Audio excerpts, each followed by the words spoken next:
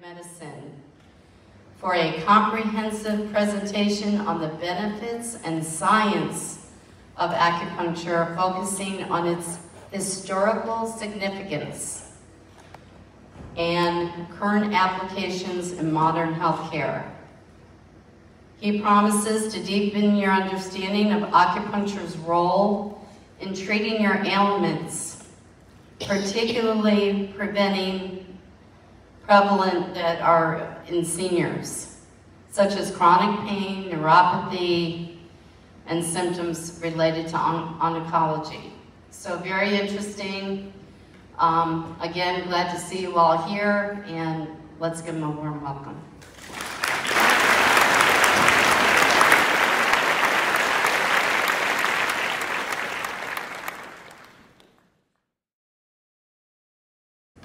Sharp, stabbing, dull, achy, tight, stiff, numbness, tingling, burning, and loss of sensation.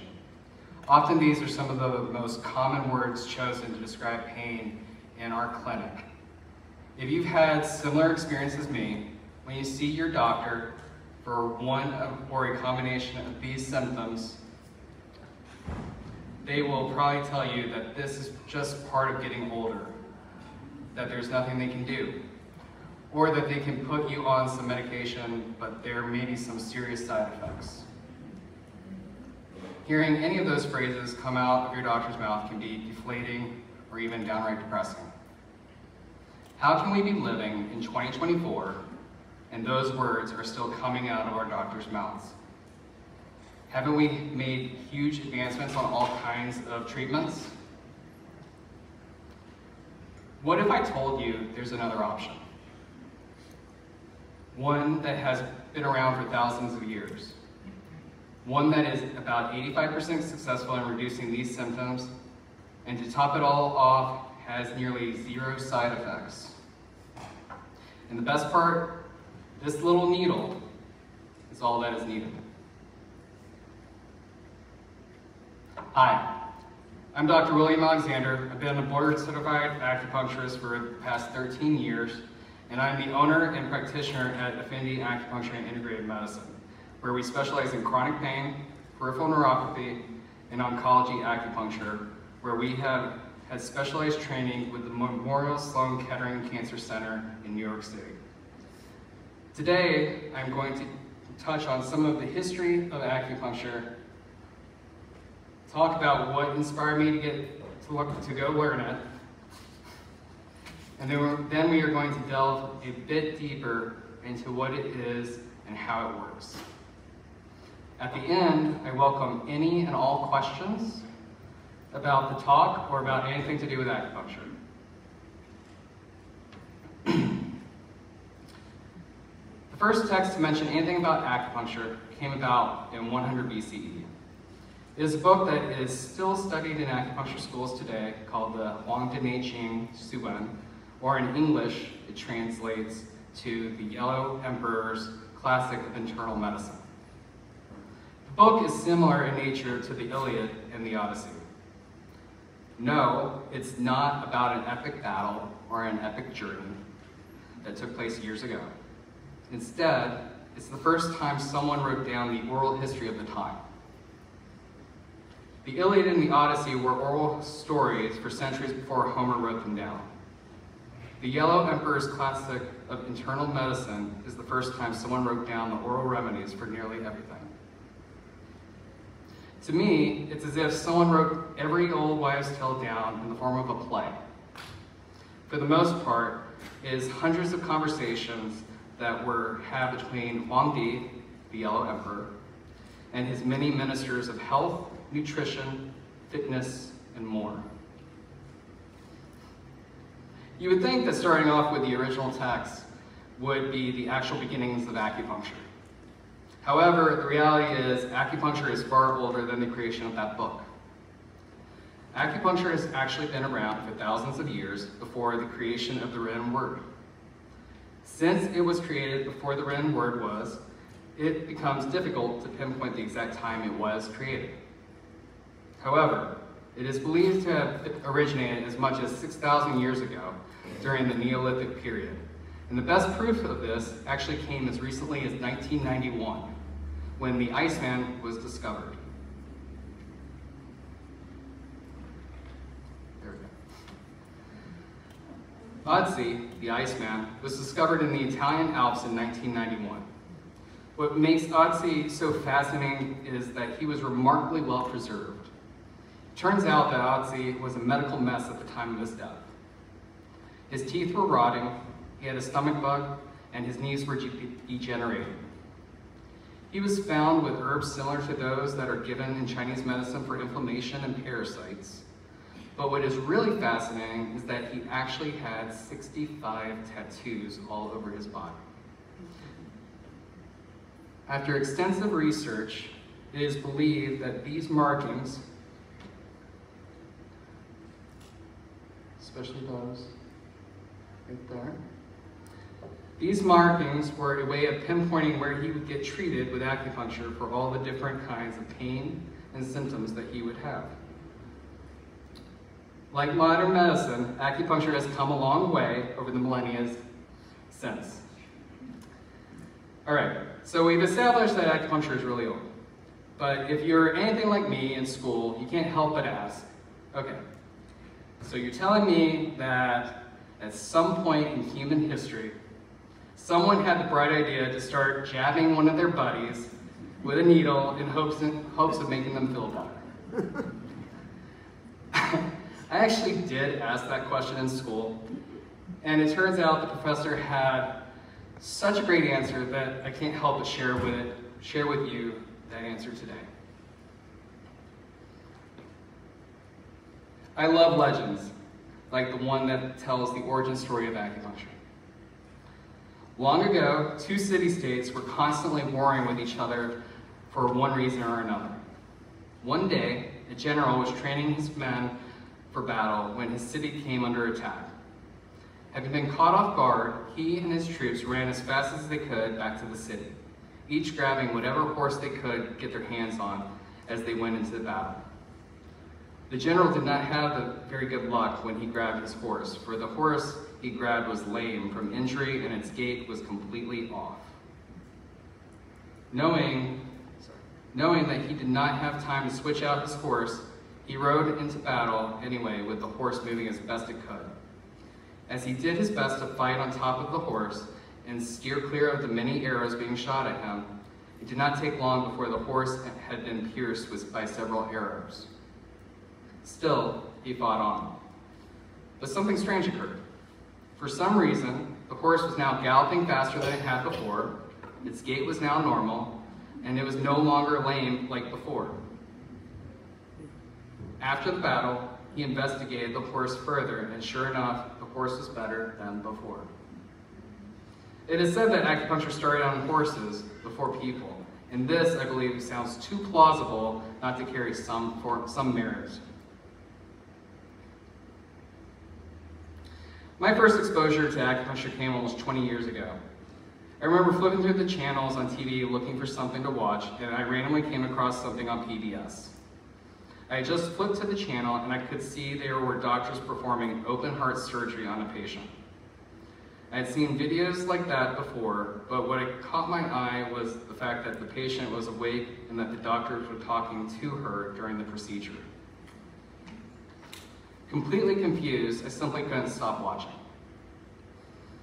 As I started to get more and more caught up in the documentary, it turned out that the patient hadn't been given any anesthesia for the pain.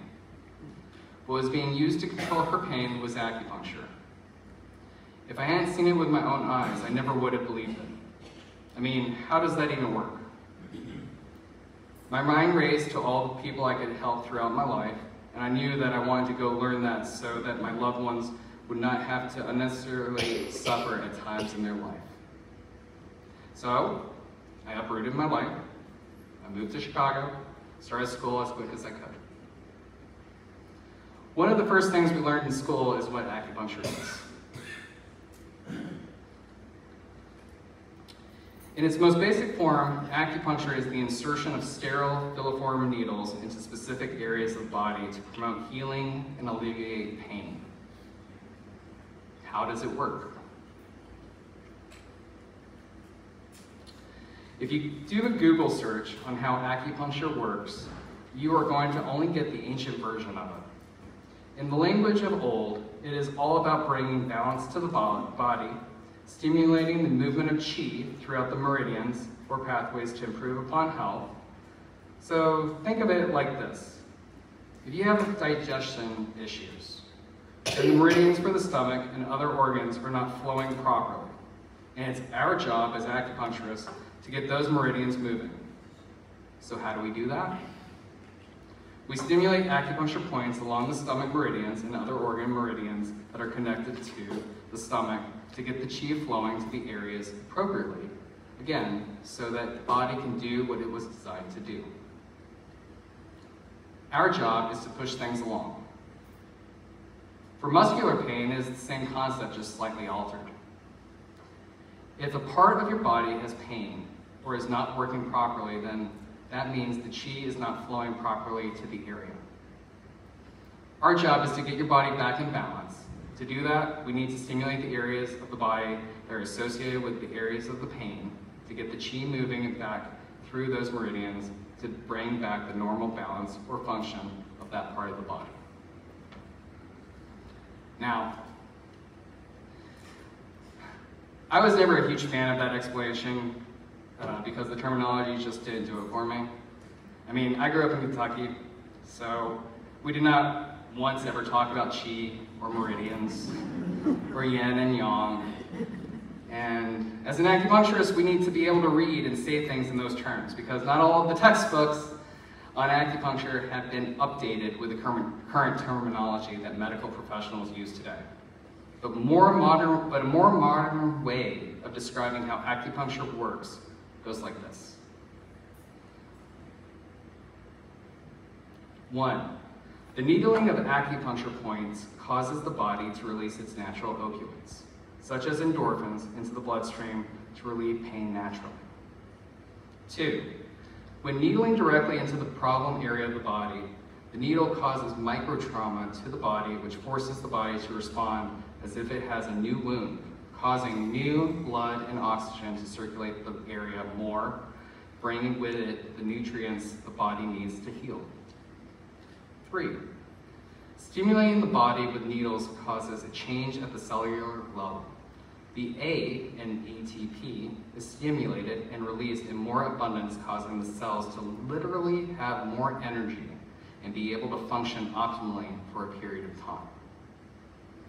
4. The needling of acupuncture points introduces additional signals along the pain pathway, which causes the suppression of the pain signals to the body, to the brain. This affects the modulation of the pain pathway, which in turn affects the autonomic nervous system and is found to regulate the balance between the sympathetic and parasympathetic nervous system. 5. When dealing with the musculoskeletal issues, there is a specific technique known as Asher acupuncture, or perhaps you may know it as dry needling acupuncture, that has the ability to lengthen and shorten specific muscles on the body to reduce or strengthen the tension upon the skeleton and in turn relieve pain. Why are all these mechanisms so important? It is because all too often when we get that phone call or talk during a consult, I hear people tell me that they have tried everything. A few years ago, a patient asked me if I could help with their peripheral neuropathy. Nothing had helped. She described it as feeling like every step was like walking on broken glass or hot coals. When she wasn't walking, there was a constant tingling sensation. Her loss of sensation had gotten so bad, she was losing the ability to feel the pedals in her car, and she didn't want to lose the ability to drive. Her doctor had put her on gabapentin to subdue the pain, but she hated being on GABA because it didn't make her feel right anymore. So, I looked into it for her and spoke to colleagues who had treated it successfully and worked out a protocol specific to peripheral neuropathy. After completing the main portion of the treatment, she reported a 60% improvement in sensory loss. She laughed and said, thanks to you, sorry, to me, she now gets to buy a new car. She really was ecstatic.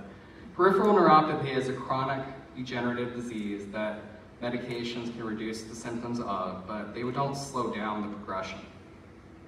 One of the oldest medicines in the world provided her with the results she wanted, where modern medicine fell short. Remember how I said I wanted to learn acupuncture to help save my loved ones from unnecessary pain? When I started seeing patient after patient get good results from the peripheral neuropathy treatment, I started using it on my stepdad. He is one of dozens of peripheral neuropathy patients who has achieved a significant reduction in symptoms and improvement in sensory loss.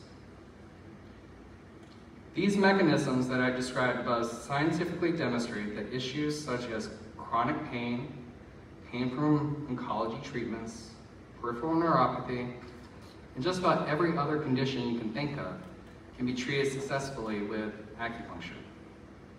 This is why the mainstream medical treatment for thousands of years, this is why it was the mainstream medical treatment for thousands of years and is still around today. Now, I'm not saying that acupuncture is always the best choice of therapies out there for whatever ails you, okay? However, I am saying that especially when there is a pain element involved, acupuncture should be considered as one of the top choices if someone is looking for a minimally invasive therapy with nearly zero side effects. So if sharp, stabbing, dull, achy, tight, stiff, numbness, tingling, burning, or loss of sensation is how you describe the pain in your life, consider giving acupuncture a try, because chances are you don't have to live with the pain you're currently having. Thank you.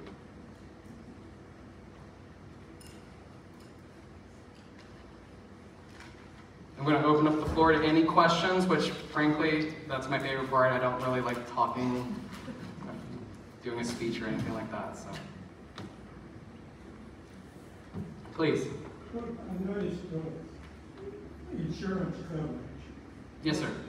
What, is this covered with insurance primarily or not? The gentleman in the front asked if this is covered by insurance primarily. And I almost made a slide because I thought that question would be asked pretty quickly. Okay. Unfortunately, this is remarkably complicated, but I'll do my best. Back in 2020, Medicare said that they would cover acupuncture for one thing, and one thing only: chronic low back pain. However, they forgot to include acupuncturists in the ability to bill for that procedure. So on paper it says you actually have 12 treatments for chronic low back pain, and only that. And if it works, you can get 8 more. But because they won't let acupuncturists bill Medicare, because they didn't include, it takes an act of Congress to include us. So it's been a bit, it's gonna take a minute. Right now, Medicare does not cover acupuncture because of that wonderfully complicated situation. However, there is a couple of situations that we have found to work out. If you have been lucky enough to have a federal or state plan that, for example, one would be Federal Blue Cross Blue Shield, Medicare Advantage. Another one that we just learned was UHC, some state. Anyhow, it ended up being a federal Medicare Advantage plan. Yeah, they end up covering it. I can't say how many treatments you would have, but the average seems to be about 24 in that particular situation. But pretty much you would have had to have worked for a state or federal employer kind of situation. I'm sorry, that was a really long answer. Excuse me, private pay wise, what is someone typically? Sure. Private pay, our treatments are $130 per treatment, but we also have plans of 5, 10, or 20 treatments to reduce the cost, to bring it down to as much as $100 per treatment. And how many treatments typically, like, I know everybody has a different problem, but typically does someone have to go back, what, at least half a dozen times or something? Very broad question, right? So for today, for example. Today, I had a person that just hurt themselves, her sciatic pain just came out of nowhere, and her sciatic muscle, or sorry, her piriformis muscle had clamped down on her sciatic nerve. This is like the easiest treatment in the world for us, because, especially for her, we're able to needle into the muscle, the piriformis muscle, and release it, and that reduced her pain in one treatment. It took her from a 7 down to a 1, like that, within 15 minutes. Now, that's the exception, guys. That's not the rule. When doing treatment for acupuncture, you need to think more like working out kind of thing. We are working with your body. You're not going to come and do treatment for once a week kind of thing if you're trying to lose weight or whatnot. I mean, if you're eating good only once a week or exercising once a week, that's just not going to